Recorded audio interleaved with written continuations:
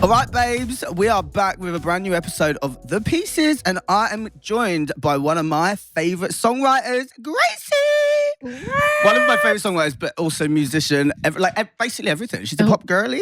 Good luck. Watch out, everyone. How are you doing? I'm good. How are you? I'm good. Thank you so much for coming on The Pieces. Oh my God. Love. Thank you for having me. Last time I saw you, you were getting meet and greeted at your EP launch. Oh, it was a lovely gag. Yes. Thank you for playing. No, thank you for having me. And I dropped your, can we talk about that? I mean, of course. The EP, the Ladybug. The EP, yes. but also I dropped like an unreleased. Oh. Like a sneaky one. A sneaky one too. We won't talk about that. But the EP sounds bang bang. How are you feeling about it? It's been great. It's been like so fun to release music that you just genuinely love. Like every single song, I've been in positions before where I haven't like completely been obsessed, but I've been kind of talked into it. And yeah, as I've got older, I'm just a stubborn little old whore. So but you know what you want to put out. Yes. And it's hard when there's so many voices telling you. Yes, exactly. And also like there's something about, even if it's not necessarily a song which is like a hit song, it means so much in my era of my life, and it's so nice to have kind of time capsules of moments. Like all my EPs have kind of just been time capsules of me like growing up in my 20s. So yeah, I'm so proud of it, and I'm so glad she's out. It's lovely. Ladybugs. And now like I literally every time I go into like my DMs on Instagram, it's just like, I saw a ladybug today. I'm like, you know what? Hell yeah. I love that. Please. No, and the promo. The spotty hat.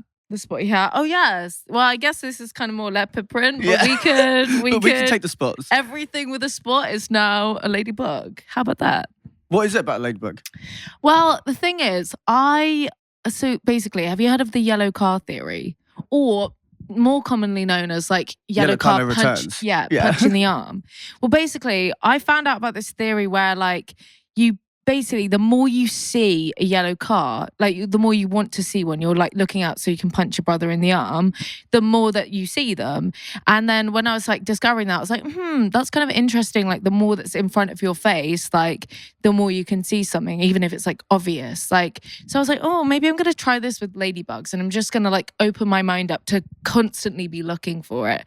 There's a really great woman called Mel Robbins who always, is it Robbins or Robson? Robbins, hell yeah. Own it. Not me not knowing her full name and then quoting her. But she like I was listening to her podcast, and she does it with like hearts. So you can walk around and you just like actively look out for hearts. Oh. But basically like, yeah, I ended up seeing loads and loads of ladybugs, and I've always like thought they were quite cute and charming. But yeah, it kind of made me think, oh, well, what else am I missing out on? What else am I not seeing that's like clearly in front of me? And I start putting it into place in like my relationships, or like the way I think towards my exes, or like the way I think towards myself and my body. Like, have you ever like looked back at a picture of yourself which in the moment you like absolutely hate? And then like you look back and you're like, I was so hot. Yeah. Do you know what I mean? Yeah, I'm like, definitely having that now. Yeah, it's like not appreciating it. Exactly. And like I think it just that mindset, it's like Ladybug kind of just summarizes it nicely, but that's kind of throughout all of the songs and all of the vibe of this era of my life. It's just like the era of realizing things. Do you know the quote? Realizing things. I'm just realizing stuff. How about that? Me and my sisters, we're like realizing things. Yeah, it's the year of realizing things.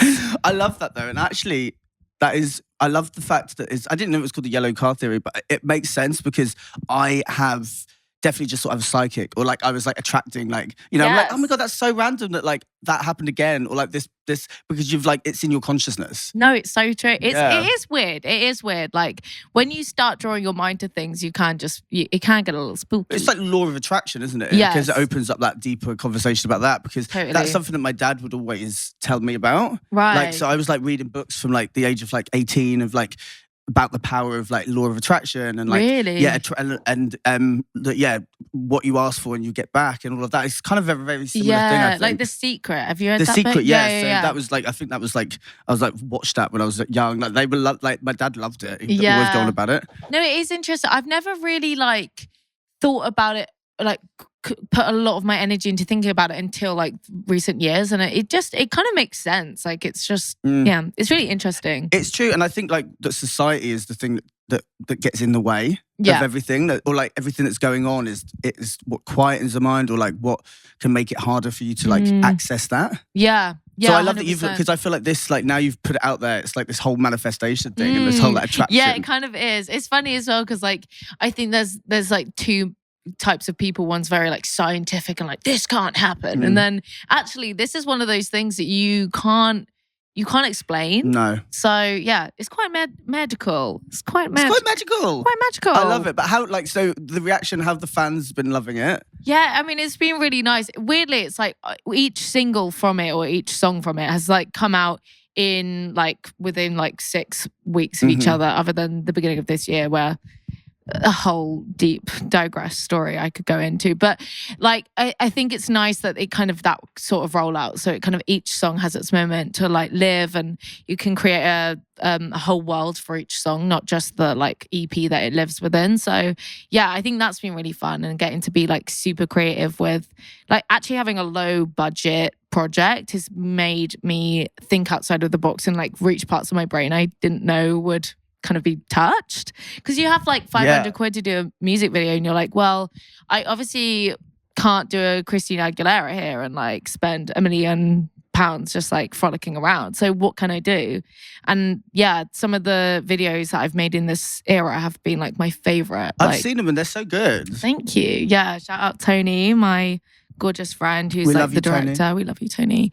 But yeah, no, it's really cool. Like to start just like going into my like little kid brain of like, oh, let me do a little like Pinterest deep dive and like find Pinterest deep dive. No, that's with a pen. Have you tried it with a pen and an iPad? No. No, that'll change the game. I can imagine that will change. I've got so many different pins everywhere. The pins all over the place. Yeah. Now the pen, she'll do it for you. There's something so sweet about like Sunday morning, cup of coffee, a 1, 2 tap tap tap tap tap. Maybe listening to a bit of music, shimmy shimmy shimmy, lovely Your stuff. My EP only, my own music, or yours. How about that? Yeah, I listen to mine. But yeah, no, this and like kind of building ideas around that has been really cool. Like I'm so proud of the Delirium one, my first video. Like just basically the idea was like blow up bed in all different areas to signify like someone being your whole world and like the bed being like the kind of the main part of it. So yeah, and that cost like 500 quid and it was like amazing. Came out such a gag. But that's good though, isn't it? Because I feel like getting to be creative and like do that and like do it in your own way. Yeah. Must be so like exciting. Yeah. And also like I'm just so proud of it. So even if like it's the first time with any project, I've just been completely focused on like if I love it, the right people will find it and they'll find me and like that's great. And like that's the most important thing. So yes. I want to go to, you went to Brit School. I did go to Brit School. How was that? Because I was when I was younger, I always wanted to go. I know, honestly, so did I. I was like, because I'm from Brighton, so I'm not in like the catchment area, but obviously Brit is like. What is the catchment area? It's just like London, I think. Is it? Yeah. Which is obviously like a conversation in itself, because it definitely, it makes me think, I've thought about it a lot of like how it's the only state school that is performing arts school. And imagine if you had it all over the country. Like, so good. Oh, you know what? The arts in the UK are just so... They pull in a lot of money. But if we had it all over the country, it would just be insane. Like how much more... like people would be seen and heard. Like, I don't know. I guess that's kind of what TikTok is doing these days. I guess it was also the conversation, like you just said, about London being the hub. The hub, Like yeah. the hub. And I think that was always, when I was young, it's like move to London. Because my family were from here. So it was like move to London and like that's how you'll do what you want to do. And that was only like the mindset, you know? And I think you're right, if there was more access everywhere, totally, it'd be so much better. I think the arts in general in the UK isn't invested enough in. 100%. I think like the best thing about Brit was like the idea that it was kids from any kind of walk of life that just desperately wanted to do it, like knew from such a young age. And I think like I always say about Brit, like the coolest and most beneficial thing was just like the community outside of the classroom. Like I didn't even study music at Brit. But being around people that were just so driven and obsessed with what they were doing in it of itself is so inspiring. So yeah, I think like if we could definitely have those all around, it'd be sick. More Brit schools. More Brit schools, please. How did that shape your approach to songwriting and performance being at Brit School? Just the people around as well? Yeah, that's a good question. I think I don't know if I like have properly thought about how much influence it had. Because again, I didn't study music, so I guess. What did you do? I did musical theatre. Oh, nice. Yeah, jazz heads. Yeah, but I think to be fair, like even that is quite interesting because like you're basically studying how to get into other people's brains. But I think if you step away from it in a way and do what you've done, like make pop music, then you can take everything from musical theatre. But if you stay in that world, then it can be, I guess, one type of thing, you know? Yeah, I think like for me, it definitely now I think of it, like when I'm in the room with another artist, I'm writing for them, like it is definitely a skill I've honed from studying it or like being obsessed with the character development in the same way like an actor would be. Yeah. Like just how would that person feel or like what would I draw off from my own I think life? it's great to take from. Totally. I definitely think I'll like kind of circle back to musical theatre at some point, maybe not on stage, but like writing for it or like kind of being a part of it, because I do love it, and like a lot of my friends are still in the musical theatre industry, and it's hard. It's so hard. Like they work so hard, and I don't think like I could not hack it, so hats off. One of my mates, Idris, like shout out to Idris, he's in Burlesque, like the new Burlesque that's just come out. Oh my God, I need to go and see it like desperately to see it right now, please. Yeah, let's go now. But yeah, okay, that's amazing. Like I think musical studying that, but then going into pop. How do you think that navigated? I guess you just kind of answered that when you said about like the character development, because I think a lot of people don't think about that a lot. So I think it's good to have that lens when you go into making music. Yeah, and then there's also like the kind of for performing, like you literally have to run around and sing. So it's kind of like the Beyonce of it all. Like, although me still being out of breath, can't breathe, the poor thing. You just get on the, what's it Beyonce does on the treadmill? Right on the, what did she do on the treadmill? What did she do on that treadmill? What did she do? Yes, no, that, I mean, I think, I think there's like a lot of kind of parallels from musical theatre to pop music, but I don't know, I thought, to be fair, again, I didn't really learn how to write songs or do pop music in musical theatre. It's just being around so many people that loved music and wanted to talk about it. Like it made me also think like, music is my escape from the thing I'm studying. So then I'd like go home and just like write songs, and that would be kind of the fuel of everything. So I don't know. Have you ever felt like, it's about to get deep. Did you ever feel like you lost the love of music? Lost the love of music? Not maybe music, or just like making music or songwriting in general? Has it ever become like, you know when they say like your hobby shouldn't become your job? Yeah. Do you feel like, do you know what I mean? Like, I know what you mean. I think that's why I didn't want to study it at school.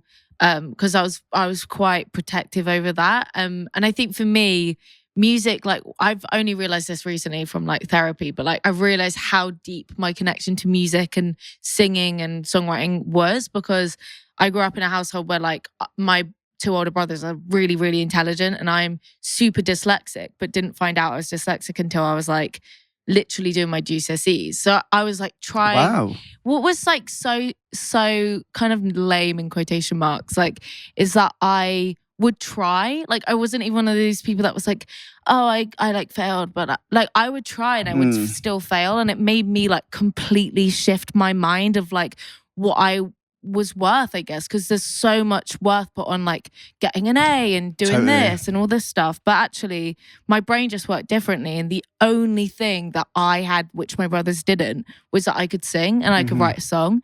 So like I think music had such a deep connection to my value and my self-worth, which I've only realized like now, and like kind of going through my kind of contract with my old label that ended, that was a huge thing to get over. I was like met with that a lot, because I was like, well, if I can't do this, like I can't do anything. But actually like the system's just completely rigged and fucked, and only focuses towards people that are like, I guess on paper intelligent, and not to the creative girly pops. Well, the creative girly pops, it's difficult, especially like if you get, I think nowadays what's more happening now with conversations around things like dyslexia, and I got an adult diagnosis of ADHD, which if I'd had it was younger, how different would that have been? You know, there was a quote that my dad would always say. It's like, you wouldn't judge an elephant for how he swims compared to a fish or something. You know, and it's like school does that. Like it puts us all together, and then if you're not good at one thing, then you feel a type of way about yourself. I think that's wrong. We need to change the system. 100% systemic change, please. But yeah, again, that's something that Brit did really well. It's because like literally everyone was dyslexic there. And it shows there's something to do with the brain there, with the old creative mind. But yeah. There's definitely like a spectrum of something that's neurodivergent and dyslexia and dyspraxia and being creative more so, which I think is something that we need to look into more. And I'd love to like learn more about that.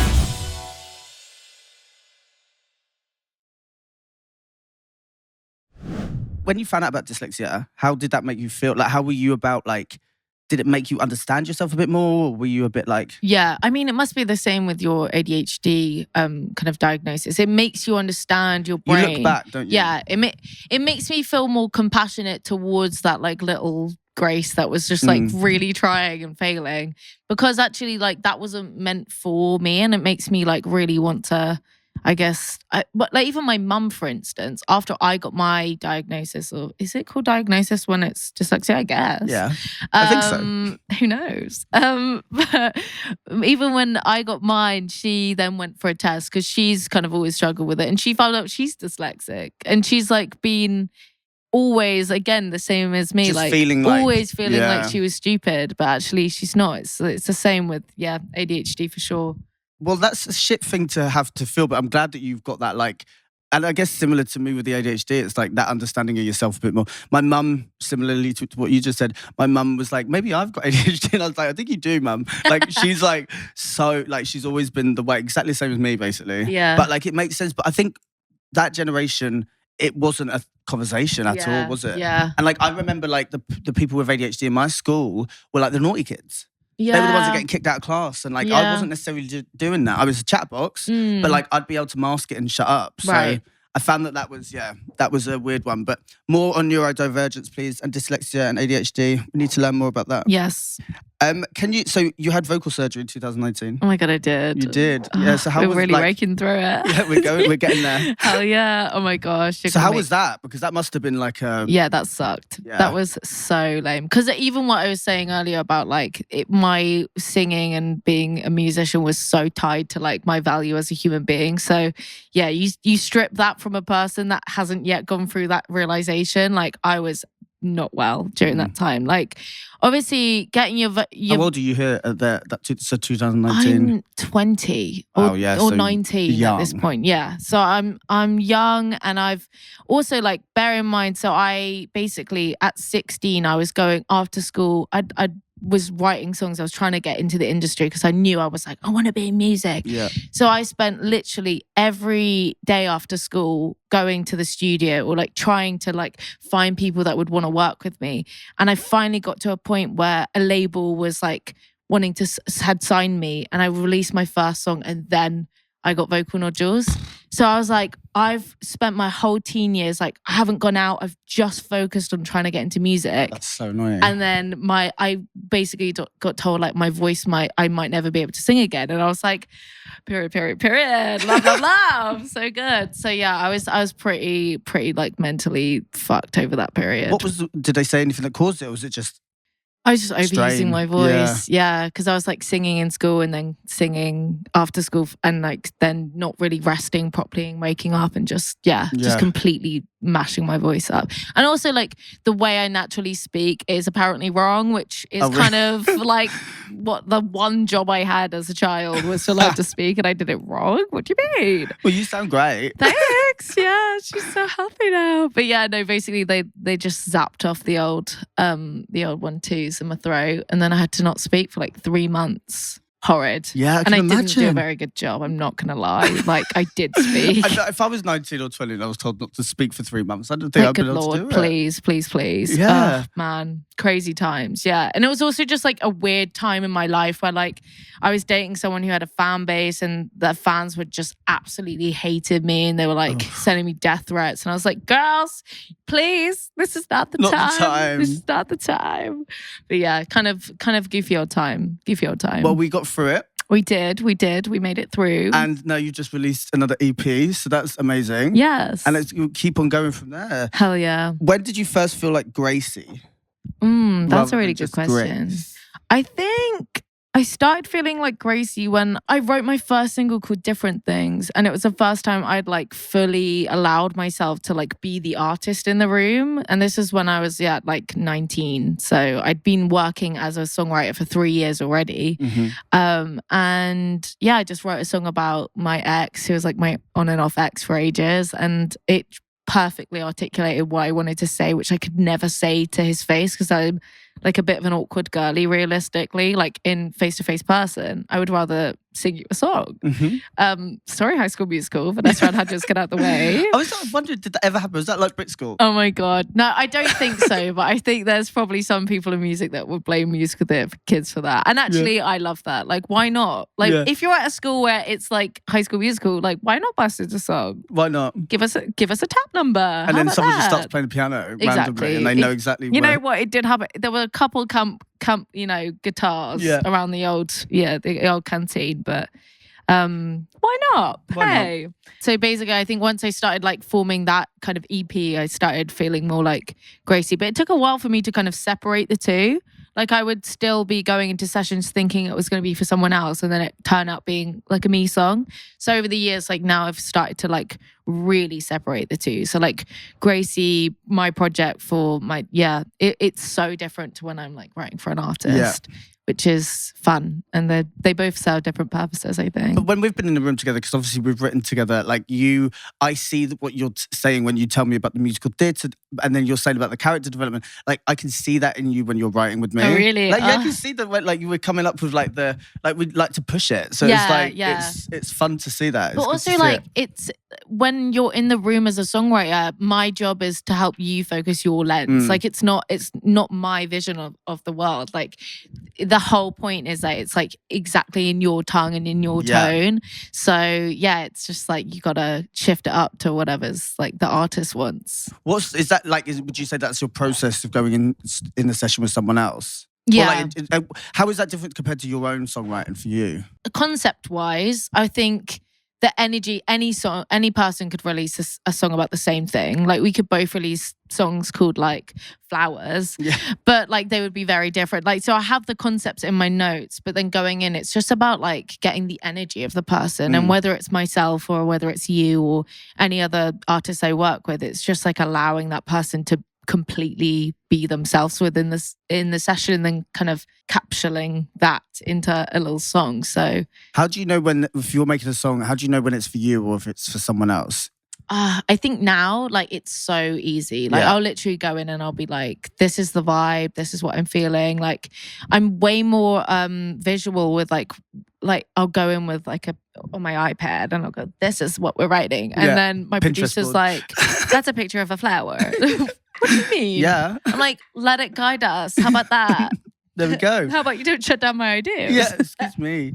No, that's good though, because I feel like especially you've gone into rooms young. So you started young, so that must have been like to get that confidence. Yeah, I feel like oh my God, the confidence thing is crazy, because when I was little, especially as like a 16-year-old going into almost only working with you were writing for like men. Girls Aloud and stuff. Well, like, yeah, back in the day. The galleys. Back in the day, the girls. Like you're kind of used to just kind of, I don't know, you have to be quite a strong person. Luckily, my mum is she's quite like brash as a girly pop goes.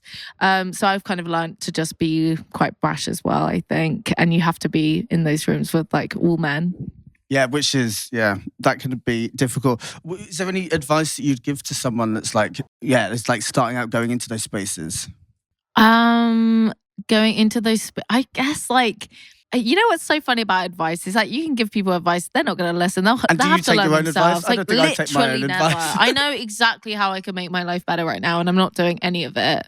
But I mean, That's so real. Like So real. that's the tea. But if you do want to change and listen and be smart, like I guess, yeah, just like. I think what's great about music and what people forget is that it's so subjective. So if you think something's good, like literally no one can tell you it's not. Totally. So I think just like being stubborn with like what you think is good is like the most important thing. Trust yourself, isn't it? 100%. Like if you think it's good and a random man who's like double your age thinks it's bad, then like you're not wrong. He's just like not in your world. And he's Like, wrong. and he's wrong. Sorry. I want to talk about, because I think you'll have a lot to say about this, but because you're one of the galleys in it too. But like the pop music landscape right now, I feel like the pop galleys are doing it. Oh my God, they're really doing it. I love it. What a glorious time Right? to It does be feel like good. roaming around. Yeah, it's really nice. I feel like it's interesting actually because I was watching like a documentary on the Britpop movement in like the 90s, like Love. Blur and Oasis and all that. And it's so funny, like the decline in guitar bands and like male-led like guitar bands. Like it's not really a thing. And I don't know if that's because like the grassroots venues are kind of all kind of shutting down these days, which is a whole nother topic that we should be talking about. But I don't know, it's like interesting that it's now the solo female pop is like really rising to the top. Yeah. It is interesting how that's happening. And I think like the definite like indie sleaze when it was in noughties was loads of the guitars. And I feel like that just died out really. I wonder if it'll come back. I think so. I think so. I I think feel it's like got everything to. moved to dance music more so, didn't it? Yeah. Everything became a lot more dance orientated. Yeah. And everyone's going to see DJs instead of going to see a band, I'd Yeah. say. Maybe there definitely are still bands, but I guess they're not as like prominent on radio and stuff now. Yeah, I guess so. I'm quite like gagging for a lovely like guitar-y band. I don't know if I would listen to it, but like it's kind of fun to just like at a festival. No, they're there. Guitars. Well, Oasis, they're doing their tour now, so I Yes, feel like maybe we'll see. Maybe we we'll should start a see. band. Wait, we Let's got do it. it. What would our band be called? It would be called Gracie and the Bimbos. Oh, right. So we've got a genius right here. There we go. Okay. And the thing is, we don't listen to our own advice. No, we don't do. So the poor girls, they'd just be completely gone. Oh, yikes. I love Watch it though. out. I want to like, because I had a band and I loved having a band. And I've been making a lot of music that needs a band. So maybe that's me. Maybe I'm that person. Mine's a lot more punky though. Like, No, but like, please. Yeah, let's do it. We need. When you think about performing live, is there a particular song that you have that's your favourite? I think I have this song called Don't, which I really love. And it's only purely because it just like fuels my spirit to say the opening line, which is like, you don't fucking want me, you're just bored. And then every time, if I'm on a support tour, especially and no one knows my music, they're like, ah! And I'm like, yeah, Cheryl in the front. Hell yeah.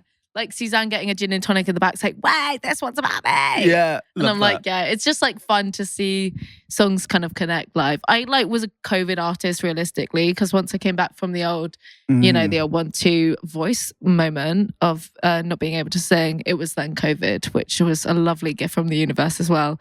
That must have felt really quite like, oh, just throw something else. I was like, amazing, so much fun, so much fun. And then came out of COVID, got dropped, so much fun, gorgeous stuff. But you know what? All part of the journey, all part of the vibes. Yeah.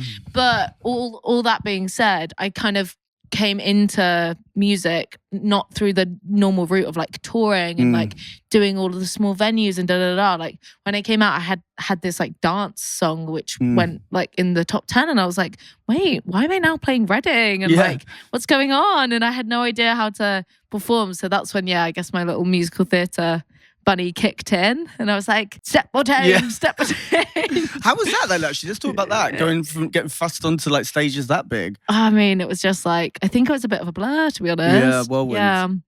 But I mean, I loved it. It was so much fun. And the like label stuff is feels shit, and it would have felt shit at the time. But I feel like independent is where it's at for right sure, now, right? for sure. I think like it's so funny because all of the at any point in my life where I've been like sad about something, I've always looked back and been like, wow, that was the best thing ever. Lesson, yeah. Yeah, and also like you just have to trust the universe is like guiding you in the right place. So yeah, I kind of feel like it was the right time, and it also like it wasn't good. Like when I was there, I wasn't releasing music that I was like, oh my God, this is me. It was just like, you know, you have a dance hit, you forget that music is a music business. Yeah. It's called that for a reason. And I understand like they wanted to make money and they wanted me on any dance song possible. And I was just still stubborn, but less stubborn than I was now. Like I would be way more like, unless I really wanted to do it, I would say no. So yeah. What would you say, like, you wish, I think because you've been able to find yours, and I guess a lot of artists don't, it's like finding their uniqueness. And I think a lot of the time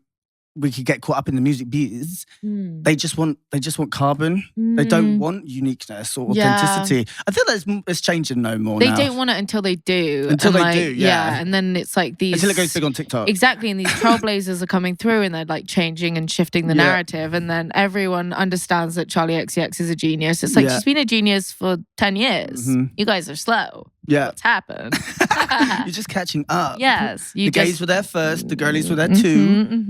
And now it's everyone. Yes. I've been there since. Everyone's Wanna bumping come that. and do so love. I'm like, hey, flip that hair, girl. Please. I remember seeing Charlie years and years ago at like Heaven when Charlie, there was like 200 people there, 300 people. my Like God. it was such a small, intimate gig. It was like Not you 2015. being an OG. Love. Need that on a shirt. I'm a brat when I'm bumping that. I'm a brat forever. One last question and then we'll do a quick fire round. Okay, love. We're not going to do advice because we've already done advice. Oh my God, not me like refusing to give advice. Sorry. Yikes. No, it's so real though. It's so true because it's like, there's only so much you can say. But like, I want to think about like your experience being an artist in general. Like before being signed to where you're at now.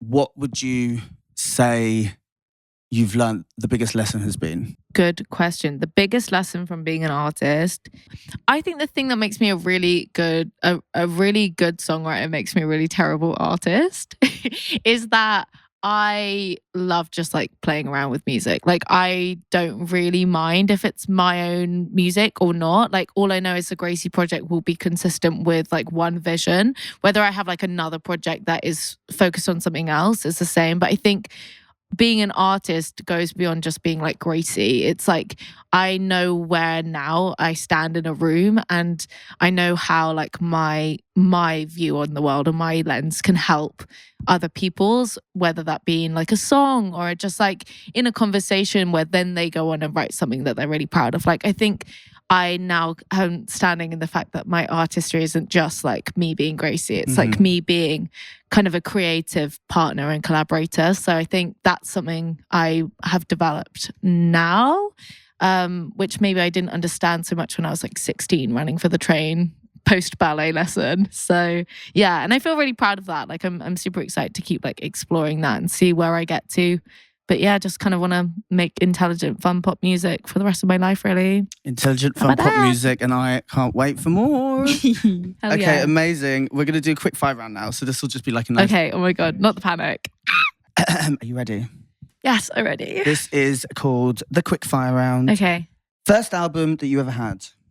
I believe it was Sweet Escape, Gwen Stefani. I see that. I think it was, I can see that. Dream collaboration, Dead or Alive? Ooh, I think right now it would be Pharrell. Just love. Gorgeous brain. Go-to karaoke song? Ooh, Kesha TikTok. Absolutely. Of course. She invented TikTok. Actually. Pop icon that you'd swap lives with for a day? That's a really good one. I want to be Chapel Roan and see like how many fans actually do come up to me. I love that. Do you have a non-musical secret talent? I can tie my shoelaces really quick. That is a talent. No, which it sounds super lame unless like I could do it right now, but unfortunately I got my little pumps on and you got your boots I got on. my boots on. Sorry. But I always just walk around with tight shoelaces undone and people are like, your shoelaces undone. I'm like, yeah, I know. Not around me. I'll be tying this up real quick. One word to describe your music right now. Whimsical. Last song you had on repeat. Okay Lou, Bladebird. Popular song you hate? Dislike. We said dislike. Oh no. Popular song. I dislike the Harry Potter theme tune. Good one.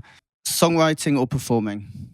Right now, I'm in my songwriting era. 5 musicians that you'd want to join you at a dinner party, Dead or Alive? 5? Oh my gosh, that's not Quickfire. That's Let's like do 4. Okay, 4, please. Well, you can be I'll one, be there. of course. I would say, oh my gosh, hard. Rihanna. Oh yeah, should be fun. I've I've got a funny story about her. Oh, really? Okay, well, we'll circle back to that. Gwen Stefani. Can I just say like the whole of the Talking Heads as well? Yeah. Okay, that's that because otherwise I'm gonna be here all day. Last one, Can't even favourite breathe. instrument. My favorite instrument, the voice. The voice. How about that? I love that. So lame. Gracie, thank you so much for coming on Thank the you for having me, Pieces. Love you. gorgeous. Love you too.